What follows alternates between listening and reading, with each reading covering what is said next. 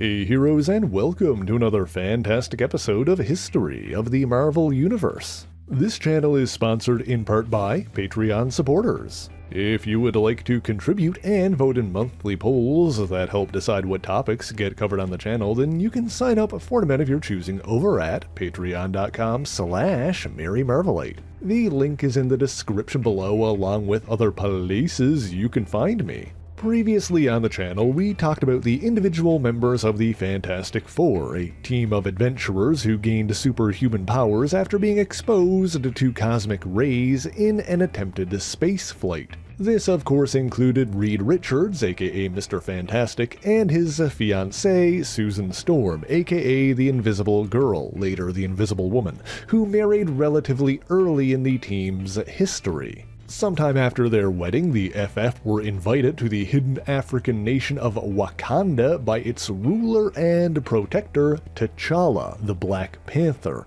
and while a battle with the sound-wielding supervillain Ulysses Klaue ensured that this wasn't exactly a vacation, it was apparently during this trip that Reed and Sue conceived their first child. After returning home to New York and subsequently finding out that she was pregnant, the couple attempted to take time away from the world of superheroics, but of course circumstances kept pulling them back into fantastic adventures. Furthermore, it was discovered that due to the cosmic radiation that gave them their powers, the pregnant Susan was suffering from flashes of energy in her bloodstream that threatened both her and her unborn child. To ensure a successful birth, Reed and his teammates, Ben Grimm and Johnny Storm, traveled to the antimatter universe known as the Negative Zone, where they first encountered the insectoid megalomaniac Annihilus, and ultimately siphoned the particles they needed from an energy-manipulating device called the Cosmic Control Rod. Using these antimatter particles to regulate Susan's cosmic energies, the birth was successful, and their newborn son was named Franklin Benjamin Richards, after Sue and Johnny's father, Franklin Storm, and of course Ben Grimm, who Franklin would come to regard as an uncle. What nobody suspected at the time, however, was that this seemingly normal baby had the capacity to become one of the most powerful superhumans on Earth. Well, almost nobody, as Franklin's potential was detected by the centuries-old witch, Agatha Harkness, who offered her services to the FF and became Franklin's nanny to watch over and protect him. Of course, there were also times when Franklin was watched by Ben's girlfriend, Alicia Masters, but I digress. Seemingly mutant in nature, although there has been some contention about that, Franklin's powers were initially subtle, letting him do things like perceive his mother while she was invisible, or control the behavior of insects. When he was a toddler, there was an incident in which the Fantastic Four got into a battle with a recurring team of enemies, the Frightful Four, and the Thing, Ben Grimm, was rendered unconscious. However, Franklin was able to telepathically awaken Ben, which ultimately allowed the Fantastic Four to claim a victory over their villainous rivals once again. In the wake of that battle, Reed and Sue got into an argument that resulted in Sue taking Franklin and leaving for a time. Meanwhile, in the Negative Zone, Annihilus recognized Franklin's potential and sought to claim his power for himself. To this end, he conjured a portal to abduct Agatha Harkness and subsequently forced her to bring Susan and Franklin to him as well. Placing the boy in a gene transmuter device, Annihilus attempted to activate Franklin's abilities and drain his cosmic energies, and while he was ultimately defeated by the Fantastic Four, who escaped back to Earth with his captives, Franklin's psionic energies continued to build, posing a threat to every living thing in the solar system and potentially beyond. Out of both time and options, Reed used an experimental and defective antimatter weapon to halt Franklin's energy buildup by shutting down his mind, leaving his own infant son comatose. That decision furthered the divide between Reed and Sue and threatened to tear apart the team. However, their allies, Namor and the Inhuman Royals, ultimately helped them to reconcile once again. Shortly after that, there was an incident in which a gigantic version of the killer robot Ultron attacked the wedding of Quicksilver and the Inhuman Crystal, resulting in a battle involving the Avengers, the Fantastic Four, and the Inhumans. In that battle, Ultron unleashed a psionic attack on the gathered heroes, but in doing so inadvertently awakened the comatose Franklin Richards, who instinctively retaliated, unleashing enough energy to neutralize that incarnation of Ultron. Furthermore, that attack used up Franklin's excess energies, seemingly depowering him, and the Richards family were reunited once again.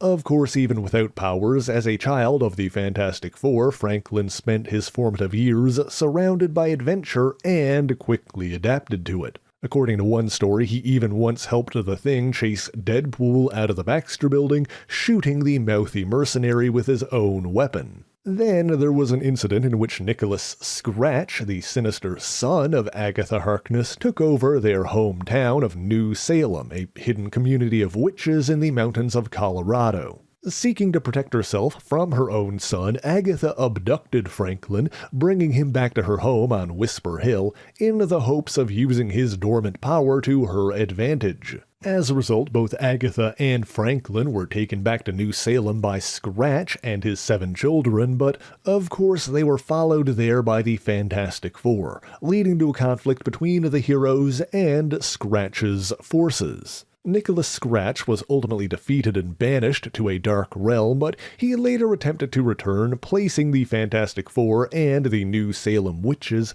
into a hypnotic trance. This time, however, Franklin's powers reawakened and he was able to free Scratch's thralls from his control, allowing Agatha to banish her evil son once again. Recognizing the boy's power, Scratch later possessed Franklin by projecting his mind through the Fantastic Four's negative zone portal, but the FF ultimately rescued Franklin with the help of Agatha Harkness and an exorcist priest known as Gabriel the Devil Hunter. As time passed, Franklin became more aware of his burgeoning abilities, and when the FF later encountered a cluster of alien brain parasites that monstrously mutated their hosts, Franklin used his powers to destroy the attacking creatures by causing the parasites to self-destruct. Wanting to study his abilities further, Reed brought Franklin to an old colleague, Dr. Abe Jankovitz, who attempted to use a biofeedback machine to stimulate Franklin's powers in a controlled environment.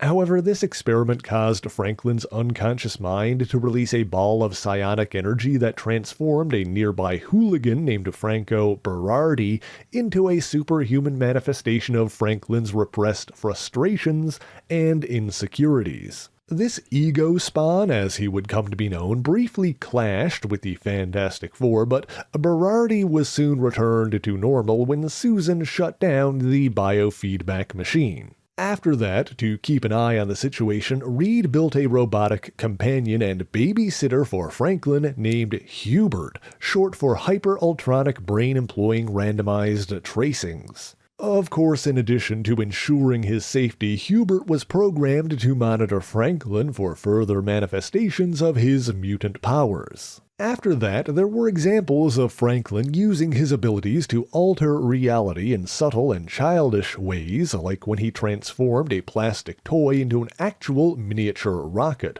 or when he got frustrated while trying to solve a Rubik's Cube and used his powers on it. In that latter incident, however, he unleashed so much energy that Hubert overloaded. Furthermore, he was subconsciously affected by a TV program he was watching at the time and inadvertently transformed himself into an adult, becoming temporarily amnesiac in the process. Fortunately, Susan ultimately recognized her son and helped Franklin recover his memory. I will note that during this time, Ben Grimm had been reverted to his original scaly Thing form. Franklin, with his virtually limitless power, offered to change him back to human form, but when he probed Ben's mind, he realized that deep down, Ben suffered from a deep-rooted fear that Alicia Masters only loved him as the Thing, and so Franklin instead returned him to his stronger, Rocky form. Franklin also reverted himself back to his proper age, at the same time implanting psychic dampeners in his own brain to limit the use of his abilities until he was old enough to better control them,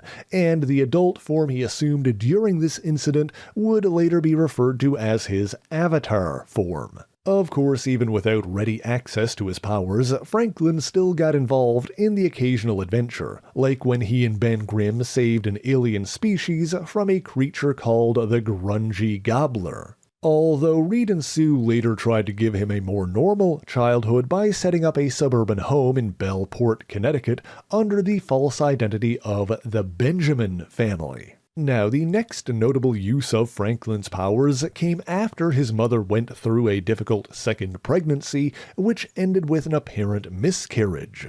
A few weeks later, after finding his mother grieving, Franklin subconsciously reached backwards in time in an attempt to save his baby sister. This time, however, Franklin was secretly guided by the omniversal guardian Roma, an ancient and incredibly powerful sorceress who, like her father Merlin, has been known to manipulate others for the greater good. As a result of her scheming, Franklin saved his sister's life, but then sent her to an alternate timeline where their mother was married to Victor Von Doom, Earth 99315. There, she was raised by Susan and Victor, who named her Valeria after Doom's childhood love, although as she grew up she became known as Marvel Girl, but I digress. Maybe we'll talk more about Valeria another day. Back on Earth 616, no one was aware that any of this had happened, and so Susan was nonetheless left to grapple with the loss of her second child. Making matters worse, the suburban civilian life they'd established came to an end when their nosy neighbor, Alma Chalmers, began spying on the family and caught sight of Susan's friend, Jennifer Walters, transforming into her She-Hulk form.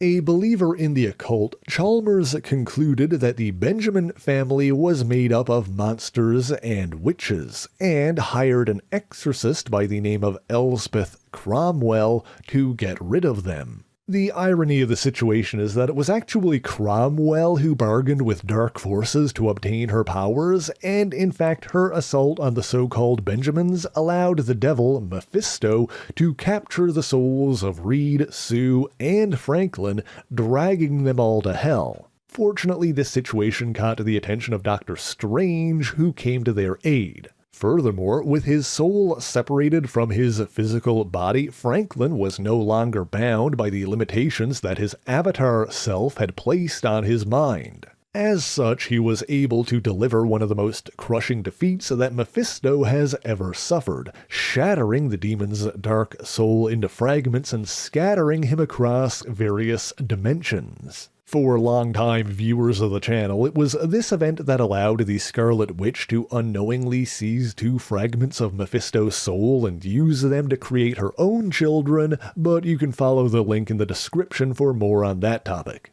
In any event, Reed, Sue, and Franklin were released from hell and returned to their physical bodies. Of course, Mephisto did eventually return, as due to his very nature it is actually impossible to permanently eradicate him as long as evil exists in the hearts of humanity. The satanic demon later made other attempts to obtain Franklin's soul, but was ultimately thwarted on 2 separate occasions. In the meantime, there was also an incident in which the Baxter building, which contained the Fantastic Four's headquarters, was destroyed by Dr. Doom's heir, Christophe Bernard. In the wake of this, the FF briefly stayed at Avengers Mansion, during which time the Avengers butler, Edwin Jarvis, helped to take care of Franklin. Now, in the midst of this, Franklin began having precognitive dreams, a sign of his powers returning. One such dream involved an alien named Kofi Whitemane, a member of the horse-like Chimelian race,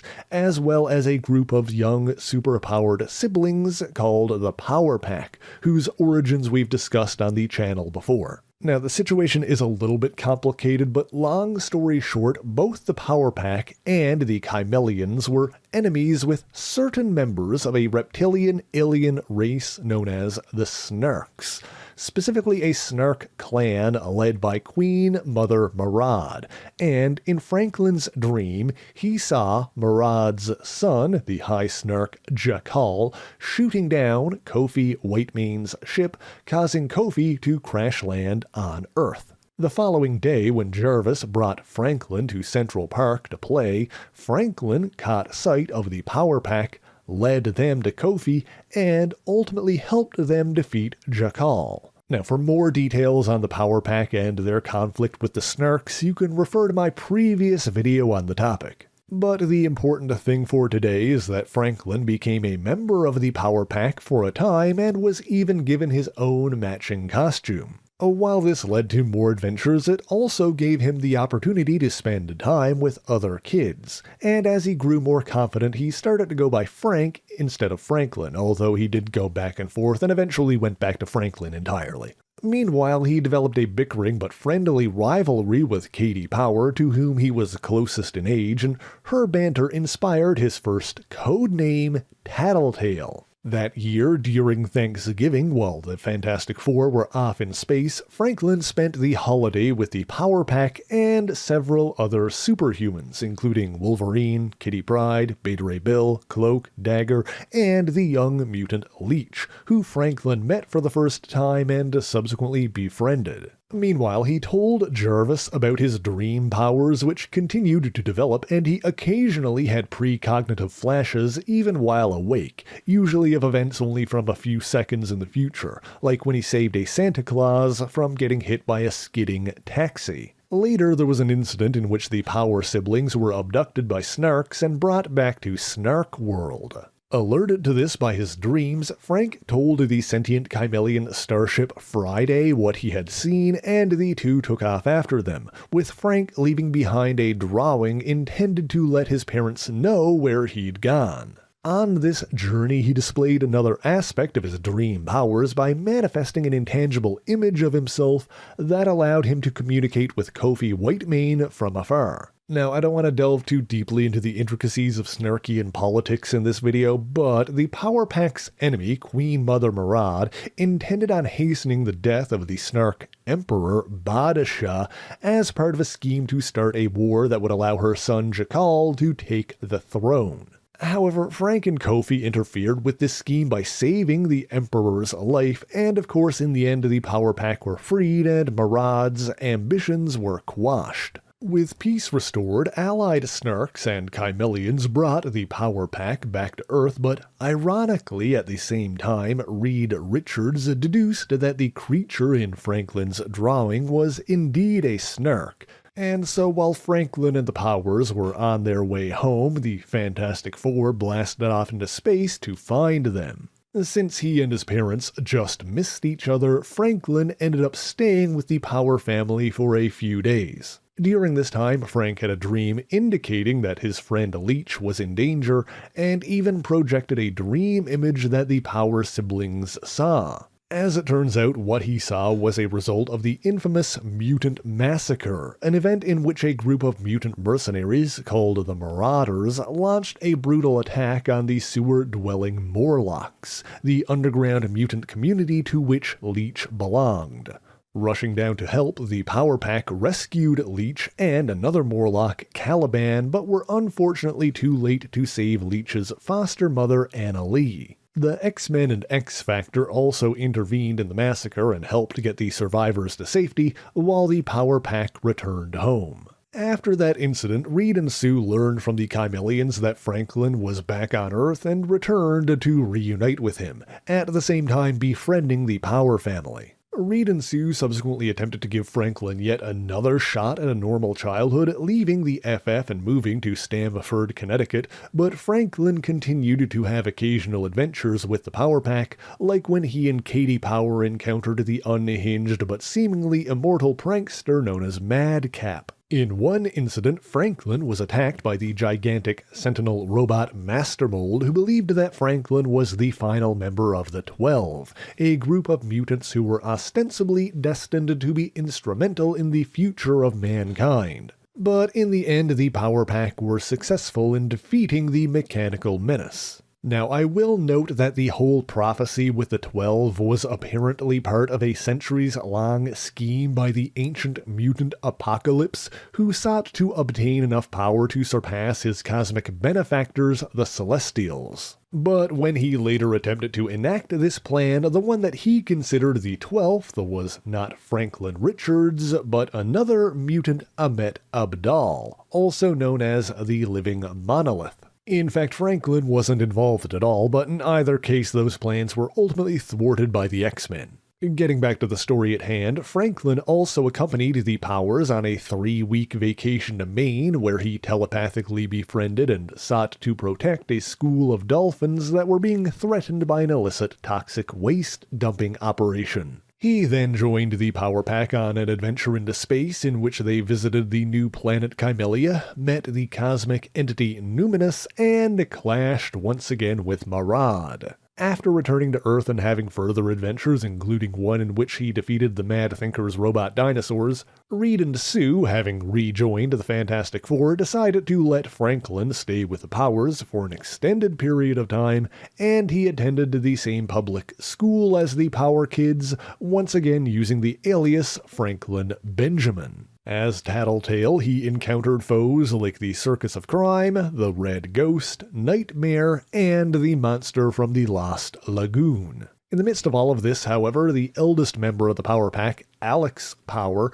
was seemingly transforming into a Kymelian, and when the family subsequently journeyed into space to search for answers, Franklin stayed on Earth with his parents, bidding farewell to the team. Once again, refer to my Power Pack video on more details on what went down there. Meanwhile, in the Divergent Future Timeline, Reality 811, also known as the Days of Future Past, an older version of Franklin became the leader of Xavier's New Mutants and began a relationship with his teammate Rachel Summers, the daughter of Scott Summers and Jean Grey. In that world, however, North America was ravaged by the mutant-hunting Sentinels, and Franklin was ultimately killed in one of their attacks. But while his physical body was destroyed, at the last second, this future Franklin sent a corporeal dream self back in time, and emerged in the prime reality Earth 616. He found that the Rachel Summers of his reality was already there and had been for a while because time travel, but for the details of that story you can refer to my Days of Future Past video because it's a bit too complicated to go on a tangent about here. The important thing for today is that the 811 Franklin tapped into his younger self's powers and started unknowingly draining energy from both him and Rachel to maintain his dream form.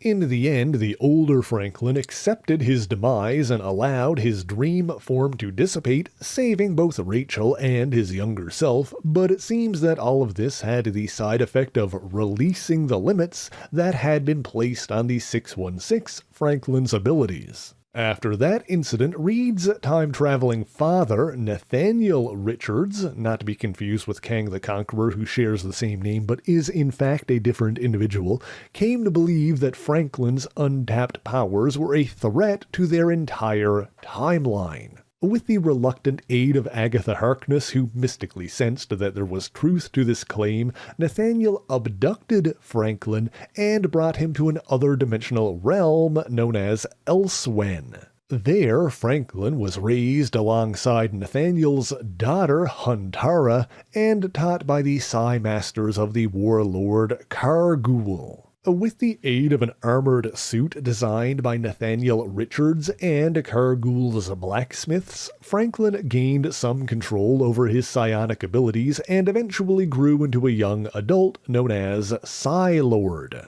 He was then sent back home to Earth 616, arriving mere moments after he was taken. Naturally, this was a shock to his mother, who initially regarded him as an imposter, but over time she came to accept that he was in fact her son, and Franklin, as Psi-Lord, became an ally to the Fantastic Four, and when the FF disbanded for a time, Franklin and Huntara even founded their own heroic team, the Fantastic Force. Maybe we'll delve deeper into that topic another day, but for now we'll kind of skip ahead a little to when this situation caught the attention of yet another other-dimensional family member, Jonathan Richards, aka Hyperstorm. Now, he came from a future timeline, Reality 967, which had diverged from the Days of Future Past timeline, Reality 811. Whereas Franklin was killed by Sentinels on Earth 811, on Earth 967 he survived, married Rachel Summers, and had a child named Jonathan Reed Richards, after his father and uncle. Naturally, with such a fantastically uncanny lineage, Jonathan had incredible potential, which he realized by tapping into hyperspace, a vast energy source derived from the fundamental interactions of gravity, electromagnetism, and nuclear force. Having grown up in a ravaged world where his parents were hunted like animals, Jonathan sought to use his abilities to bring about peace and order, but his obsession led him to conquer his own world and many others, and he eventually became a feared despot known as Hyperstorm. Now, the reason this is relevant for today is that Hyperstorm took notice of Nathaniel Richards meddling on Earth 616 and, wanting to ensure his own existence, decided to intervene. To be clear, Earth 811 and by extension Earth 967 had already significantly diverged from Reality 616 by this point, so Hyperstorm's fear that Psi-Lord's existence threatened his own was likely unfounded, but I digress. In order to correct what Nathaniel had done, Hyperstorm used a time platform to pluck the Psi-Lord Franklin out of what was at the time the present on Earth 616. I mean, I guess technically everything is the present at the time, but you know what I mean. Hyperstorm then went back in time and found the young Franklin in Elsewhen shortly after he'd been brought there by Nathaniel, and sent him back to Earth 616, where he arrived immediately after Psi-Lord disappeared and reunited with his parents. This effectively prevented Franklin from ever becoming Psi-Lord in the first place, diverging their personal timelines and possibly even erasing Psi-Lord from existence entirely,